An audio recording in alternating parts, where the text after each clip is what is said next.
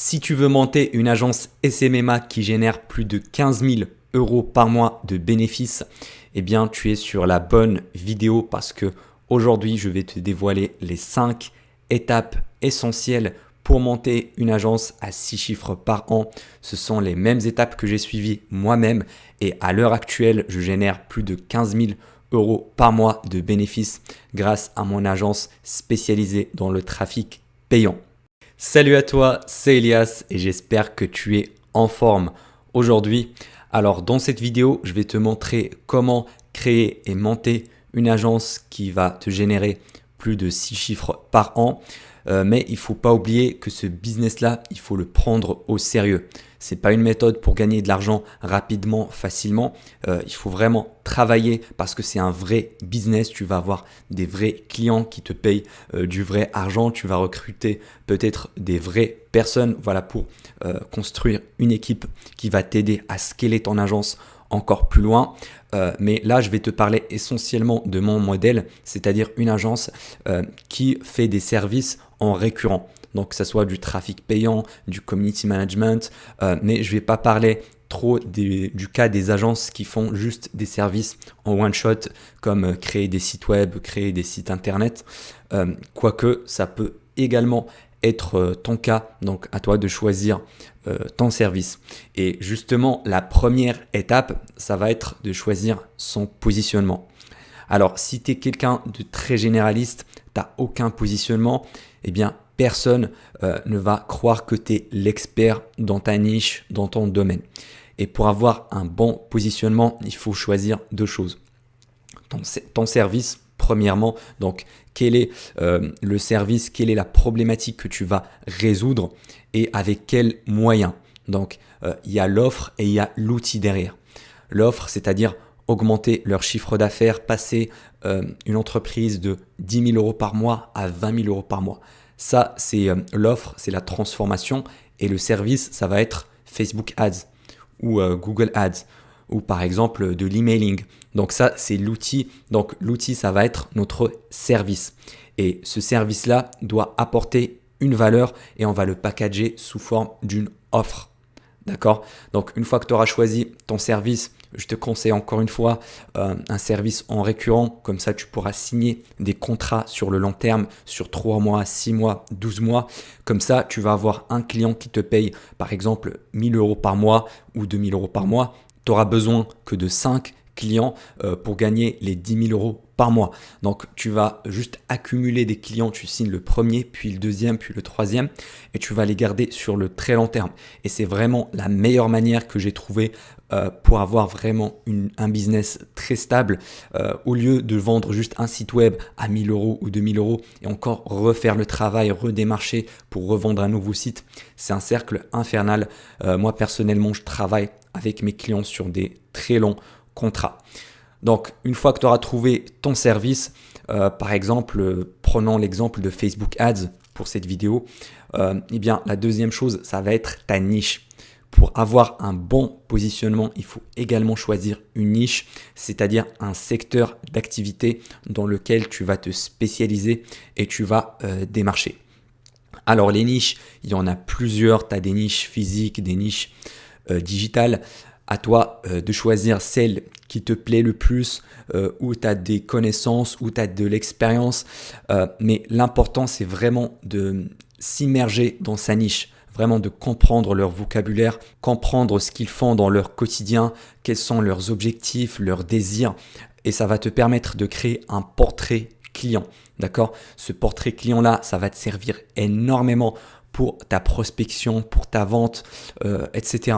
Par exemple, un agent immobilier n'a pas les mêmes problématiques qu'un e-commerçant. Voilà, l'agent immobilier, il va avoir des estimations gratuites pour des biens immobiliers afin de les convaincre à signer des mandats de vente. Pour l'e-commerçant, c'est totalement différent. Lui, sa seule problématique, c'est d'avoir du trafic qualifié pas cher sur son site web et faire plus de ventes grâce à ça. Donc c'est totalement différent. Si tu te lances comme ça, les yeux fermés sur n'importe quelle niche, tu vas jamais réussir ou en tout cas ça va être très très compliqué. Donc choisis une niche et un service.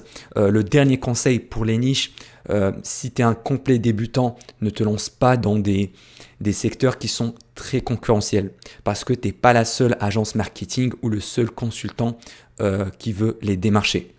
Voilà les plus grosses niches, les plus connues, voilà l'immobilier, l'e-commerce, les infopreneurs, ça c'est des niches qui sont assez concurrentielles. Donc si tu n'as pas un avantage comparé aux autres agences, eh bien ça va être compliqué d'avoir un rendez-vous et de les signer par la suite. Donc je te conseille de choisir des niches qui sont pas très connues du grand public. Voilà, tu peux faire plus de recherches à ce niveau-là selon tes loisirs, selon tes préférences personnel, mais vraiment ne te prends pas la tête trop longtemps avec le sujet des niches, d'accord? Tu choisis une, tu te lances dedans et si ça te plaît pas, tu pourras bien sûr la changer, donc switcher pour une nouvelle niche. Donc c'est pas du tout un engagement, t'es pas marié avec, avec ta niche.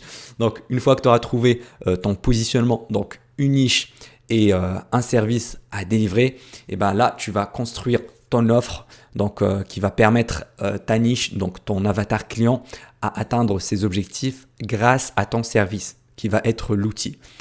Par exemple, faire passer des marques e-commerce de 50 000 euros à plus de 200 000 euros par mois de chiffre d'affaires grâce à la publicité Facebook. Ou bien faire gagner 10 mandats de vente exclusifs en plus à des agents immobiliers grâce à un tunnel de vente optimisé avec la publicité Google Ads. Donc il faut juste packager ton service pour qu'il soit vraiment attractif pour ta niche. Il faut vraiment résoudre leurs problèmes, vraiment leur vendre la transformation qu'ils veulent. C'est ça la psychologie derrière la vente, c'est de transformer un client d'une situation A où il n'est pas très satisfait à une situation B qui est sa situation désirée. Et donc ton service va juste être le pont entre ces deux situations-là. Ça va être la transformation qui va aider ton client. Parce qu'il ne faut pas se tromper, ton client ne veut pas acheter Facebook Ads, il ne veut pas acheter un service Google Ads. Tout ce qu'il veut, c'est d'atteindre ses objectifs. Point barre. Et pour le service, tu peux l'apprendre toi-même afin de délivrer tes clients. Par exemple, tu apprends comment faire de la publicité Facebook. Comme ça, ton premier client, tu vas le signer et lui délivrer le service. Et après un certain stade, tu pourras déléguer cette partie-là. Donc, recruter un média buyer qui va délivrer le service à ta place. Donc, le recruter dans ton agence. C'est ce que j'ai fait personnellement quand j'ai passé un certain palier de chiffre d'affaires. Comme ça, je vais être focalisé uniquement sur la prospection et sur la vente parce que c'est ça vraiment le nerf de la guerre. C'est ça qui va driver la croissance de mon agence. Donc, après, à un certain stade, il faut vraiment automatiser un maximum la partie délivrabilité du service en recrutant du personnel donc pour avoir un système qui va vraiment délivrer de super bons résultats à tes clients. Parce que si tu n'apportes pas la valeur que tu as promis à tes clients, eh bien, ils ne resteront pas longtemps avec toi. Soit ils vont rompre le contrat voilà, et pas payer tes factures. Donc, il faut toujours garder cette bonne relation avec tes clients en leur apportant les résultats et également en ayant un bon système de communication avec des reportings hebdomadaires et mensuels pour les tenir au courant de toutes les progressions. D'accord? Et donc, une fois que tu auras une offre, donc une niche, un service et que tu peux le délivrer derrière, bien sûr, on va passer à la deuxième étape qui est le lead sourcing. C'est-à-dire qu'on va créer une liste de prospects, donc des entreprises qui vont être nos clients potentiels. Comme ça, on pourra les démarcher par la suite. Et donc, quand on fait notre lead sourcing, il faut faire très attention à la qualité de nos prospects. Je vois tellement de personnes qui prennent n'importe quel prospect juste pour le démarcher par la suite en croyant que c'est la bonne méthode. C'est totalement faux. Il faut toujours contacter uniquement les entreprises qualifiées. Quand je dis qualifiées, ça veut dire qui ont les moyens de payer tes services et qui ont également montré un certain intérêt pour le marketing numérique. Si tu contactes une entreprise qui n'a ni les moyens et qui n'a jamais mis le pied dans les réseaux sociaux, eh ben, oublie, tu vas jamais pouvoir, ne serait-ce que de décrocher un rendez-vous et même pas de les signer derrière. Donc, oublie ce genre de prospects de mauvaise qualité. Il faut vraiment que tu t'investisses dans le lead sourcing, surtout au début. Après, je conseillerais de déléguer cette partie-là dans un deuxième temps parce que c'est une tâche qui te prend énormément de temps parce qu'il faut avoir un process de qualification et ça n'apporte pas énormément de valeur à ton agence. Donc, tu peux la déléguer pour quelques dizaines d'euros. Mais l'important, c'est de qualifier tes prospects, regarder leur chiffre d'affaires, regarder combien ils ont d'employés, regarder s'ils font déjà de la pub, regarder s'ils ont un site optimisé, si leurs réseaux sociaux sont optimisés, s'ils postent assez régulièrement. Donc tout ça, c'est des indicateurs qui vont te permettre de qualifier un prospect et s'il respecte tous ces critères-là, s'il coche toutes les cases, dans ce cas-là, tu pourras le rajouter à ta liste de contacts. Donc, il faut construire une liste de contacts de plusieurs, d'au moins 100 ou 200 prospects. Comme ça, tu pourras les démarcher par la suite. Bien sûr, il faut bien s'organiser avec une colonne, nom de l'entreprise, nom du gérant et son contact, donc son adresse mail, leur site web, leurs réseaux sociaux, etc. Il faut que ça soit vraiment bien organisé. Comme ça, tu vas être beaucoup plus efficace lors de la phase de la prospection. Et donc, la troisième étape, c'est la prospection.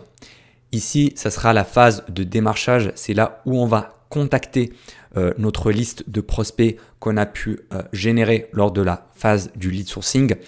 Et ici, il y a plusieurs méthodes de prospection possibles.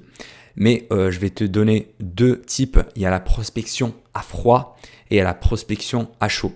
Donc, les avantages de la prospection à froid, c'est que tu vas contacter directement les entreprises. Donc, tu as un certain contrôle sur tes actions. Tu sais qu'en contactant un certain nombre de prospects, tu vas avoir un certain nombre de rendez-vous derrière.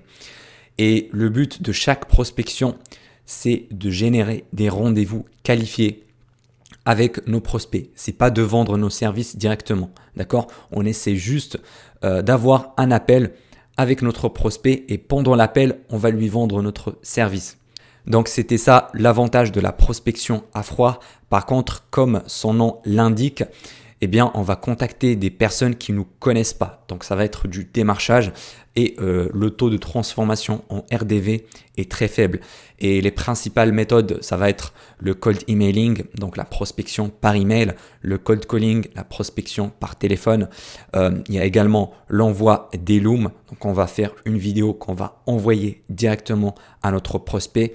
Et il y a le cold messaging en démarchant sur les réseaux sociaux. Et le deuxième, ça va être la prospection à chaud, c'est-à-dire qu'on va attirer des clients au lieu d'aller les démarcher.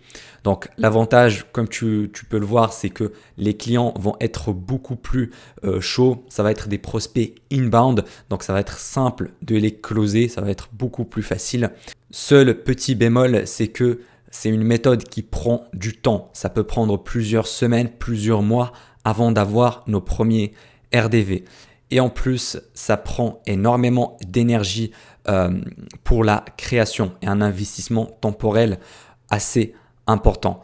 Et puis, l'autre désavantage, c'est que tu n'as pas un contrôle sur les résultats. Donc, tu peux faire des actions, mais tu ne peux pas vraiment prévoir combien de rendez-vous tu vas pouvoir générer.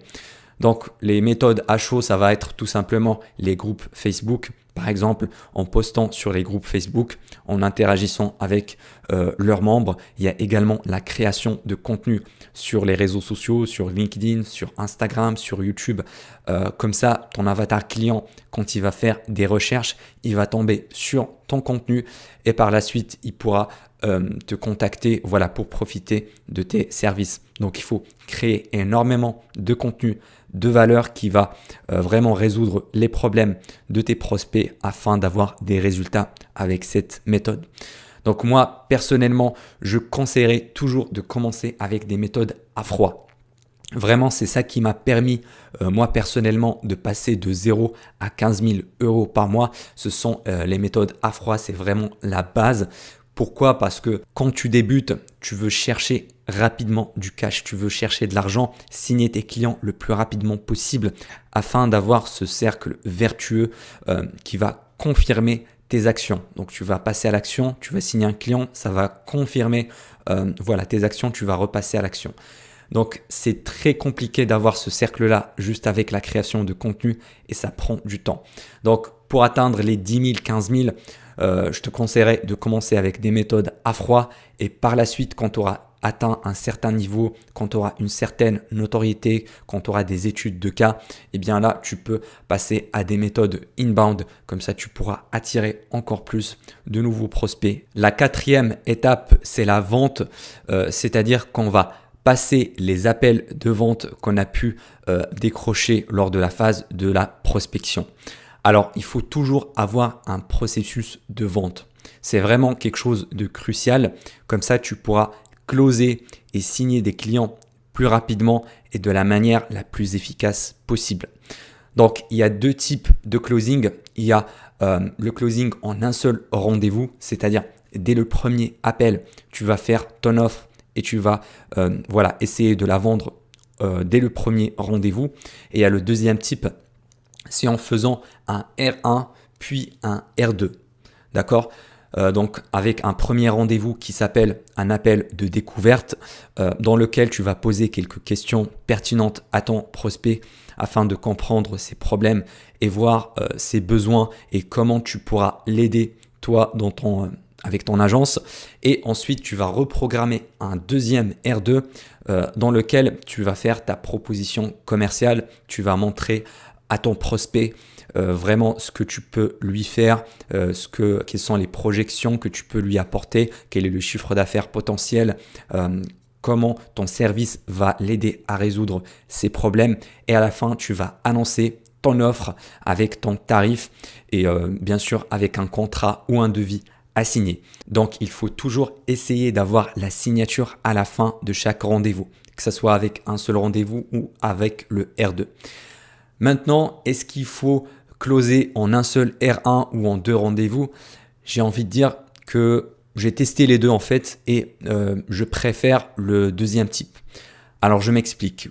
Pour des petits clients, si tu as une petite prestation, par exemple à 1 000 euros par mois, 1 500 euros par mois, voire même 2 000 euros par mois, tu n'as pas besoin de faire deux rendez-vous. Tu peux vraiment faire ta présentation directement et faire ton pitch à la fin du premier rendez-vous. Tu n'as pas besoin de trop rallonger ton processus de vente.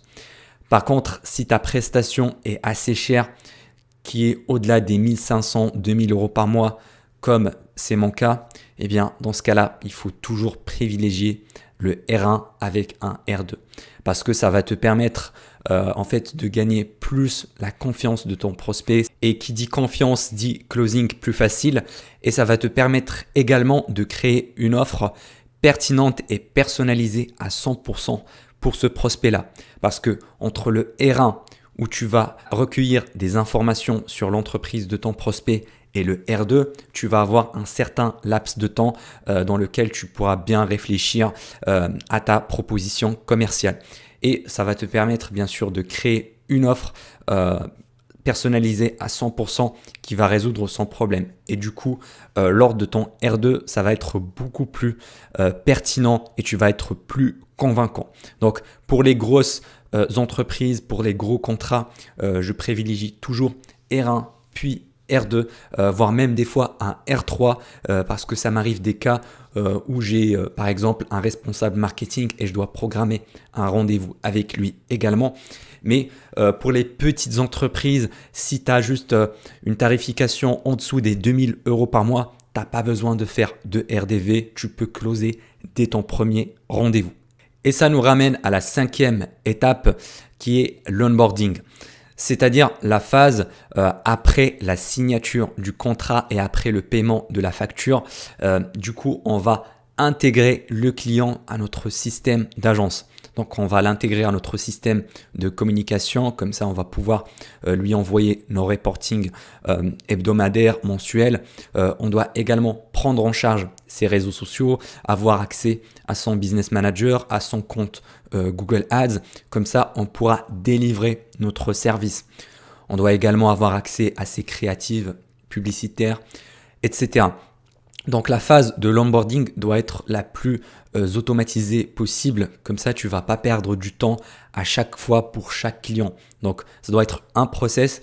Tu signes un client, il passe ton onboarding, il est intégré à ton agence très rapidement. Comme ça, tu pourras rajouter le deuxième, le troisième client et ça va te permettre de gagner énormément de temps, d'avoir un process. Et logiquement, après l'onboarding, tu vas délivrer le service à tes clients. Et voilà, si tu as de bons résultats, tu les garderas sur du très long terme. Maintenant, j'ai envie de rajouter un point bonus, c'est le mindset. Quel état d'esprit il faut avoir pour atteindre les 6 chiffres avec ton agence? Déjà, la première chose, c'est la patience. Ça va pas se faire du jour au lendemain, ça va te prendre énormément de temps, d'investissement et d'efforts. C'est pas facile, d'accord? C'est simple, mais c'est pas facile. Parce que, comme tu le connais, si c'était facile, tout le monde le ferait. Donc, quel mindset avoir? Déjà, il faut avoir des objectifs en termes d'action et pas seulement en termes de résultats. Je m'explique. Imaginons tu veux atteindre les 10 000 euros par mois.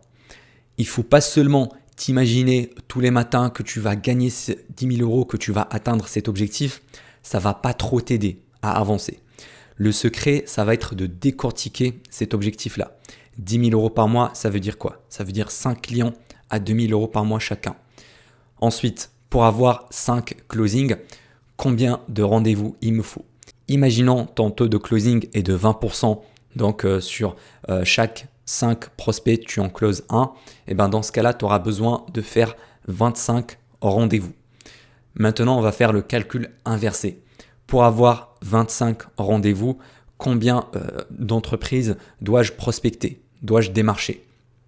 Si par exemple c'est 20 pour chaque rendez-vous, eh ben, on va faire 25 fois 20, ça fait 500. Donc il faut démarcher 500 entreprises qualifiées pour atteindre mon objectif. Et c'est comme ça que tu vas vraiment passer à l'action. C'est pas en imaginant l'argent, en imaginant que tu vas devenir millionnaire, que forcément ça va t'aider. Non, il faut également passer à l'action. Il faut se fixer des objectifs en termes d'action. Là, quand on avait dit 500 entreprises à prospecter, c'est un objectif concret en termes d'action que tu peux mettre en place. Et là, il faut également le décortiquer pour avoir des routines quotidiennes. Donc, c'est vraiment ça qui va te permettre d'atteindre cet objectif-là, c'est de répéter ces actions-là tous les jours. Comme ça, tu vas devenir habitué à ça. Il faut que ça soit une routine dans ta journée. Imaginons, tu dois bloquer 2 heures dans ta journée pour la prospection. Et pendant ces 2 heures-là, tu vas démarcher 20 entreprises par jour. Donc, ça fait une sorte de routine qui va te permettre de rester régulier et persévérant. Et c'est vraiment ça, le mot-clé, c'est la persévérance parce que avant de signer ce premier client, tu vas passer par une phase qui s'appelle la traversée du désert. C'est-à-dire tu vas prospecter, essayer d'avoir des rendez-vous. Au début, tu vas même pas pouvoir décrocher des rendez-vous et par la suite, tu vas passer des rendez-vous mais tu vas pas arriver à le closer et beaucoup de gens vont abandonner dès leur premier échec. Ils vont croire que signer leur premier client, ça se fait rapidement, que ça va se faire dès la première semaine, alors que ça prend plus de temps que prévu.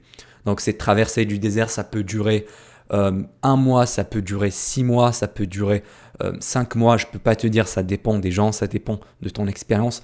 Moi, personnellement, ça m'a pris 4 semaines, donc 1 mois de prospection à fond avant de pouvoir signer mon premier client. Donc, c'est pas quelque chose de facile. Il faut vraiment mettre les moyens dessus parce que une agence marketing, c'est un vrai business. C'est pas une méthode pour gagner de l'argent rapidement et facilement. Non, loin de là. C'est une vraie entreprise. Tu vas gérer des vrais clients. Tu vas avoir des vrais prestataires. Tu vas recruter même des employés peut-être dans le futur. Donc, c'est une vraie entreprise que tu vas construire et toujours réfléchis pour le long terme. Ne vois pas combien tu vas gagner dans 3 mois, dans 6 mois. Regarde combien tu peux gagner dans 5 ans, dans 10 ans. Il faut vraiment avoir cette vision hyper long terme. Contrairement à tous ces petits malins qui essaient de trouver des raccourcis, de gagner un petit peu d'argent rapidement. Ça ne marche pas. Donc, persévère, passe à l'action tous les jours. Vraiment, crée-toi une routine quotidienne de prospection. Et comme ça, tu vas avoir des rendez-vous et tu vas signer ces rendez-vous-là. Et je suis sûr que tu y arriveras, que tu vas devenir libre financièrement grâce à ton agence. D'ailleurs, tu trouveras un cadeau offert dans le premier lien en description. C'est une formation totalement gratuite qui te montre comment monter une agence à 6 chiffres.